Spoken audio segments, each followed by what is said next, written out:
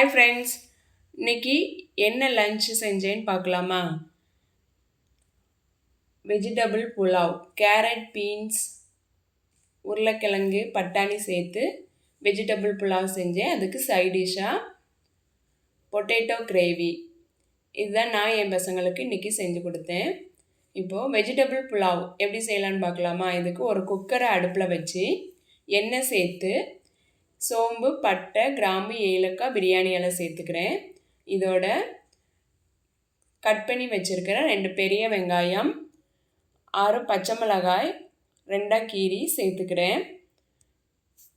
வெங்காயம் பொன்னிறமாக வதங்கினதும் இதோட 2 ஸ்பூன் இஞ்சி பூண்டு பேஸ்ட்டு சேர்த்துக்கிறேன்.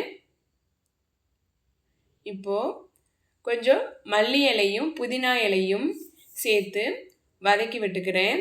இதோட வாஷ் பண்ணி கட் பண்ணி வச்சுருக்கிற கேரட், பீன்ஸ், உருளைக்கிழங்கு சேர்த்து வதக்கி விட்டு ஒரு 5 மினிட்ஸ் லோ ஃப்ளேமில் வேக வச்சுக்கிறேன். ஊற வச்சுருக்கிற பட்டாணி ஒரு கைப்பிடி அளவு சேர்த்து மிக்ஸ் பண்ணி விட்டுக்கிறேன். இதோட எடுத்து வச்சுருக்கிற அரிசிக்கு தேவையான அளவு தண்ணீர், உப்பு சேர்த்து நல்லா கொதிக்க வச்சுக்கிறேன். நான் 1 கப் ரைஸ் எடுத்தேன்.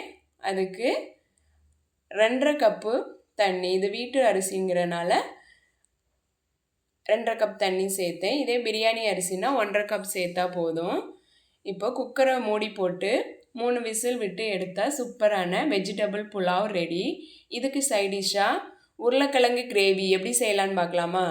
இதுக்கு 4 உருளைக்கிழங்கை 2ஆக கட் பண்ணி உப்பு சேர்த்து குக்கரில் 3 விசில் விட்டு எடுத்துக்கிறேன். ப்ரெஷர் இறங்கியதும் தண்ணியை வடிகட்டிட்டு அதோட தோலை நீக்கி கட் பண்ணி வச்சுக்கிட்டேன். இப்போ ஒரு மிக்சி ஜாரில் 3 தக்காளி சேர்த்து அரைச்சி எடுத்து வச்சுக்கிட்டேன். ஒரு வடைச்சட்டியை அடுப்பில் வச்சு எண்ணெய் ஊற்றி பட்டை, கிராம்பு, ஏலக்காய், பிரியாணி இலை சேர்த்துக்கிறேன். இதோட கட் பண்ணி வச்சுருக்கிற ஒரு வெங்காயம், 3 பச்சை மிளகாயும் 2 கீரி சேர்த்துக்கிறேன். வெங்காயம் வதங்கியதும் 1/2 ஸ்பூன் இஞ்சி பூண்டு பேஸ்ட்டு சேர்த்துக்கிறேன். இதோட அரைச்சி வச்சுருக்கிற தக்காளியும் சேர்த்து வதக்கி விட்டுக்கிறேன். தக்காளி வதங்கியதும் மிளகாய்த்தூள், காஷ்மீரி மிளகாய்த்தூள்,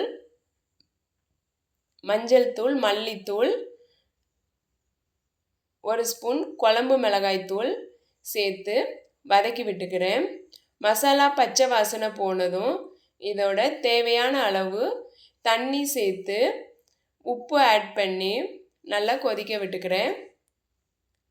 இந்த கிரேவி கொதி வந்ததும் இதோட வேக வச்சு கட் பண்ணி வச்சுருக்கிற உருளைக்கிழங்கையும் சேர்த்து வேக விடுறேன்.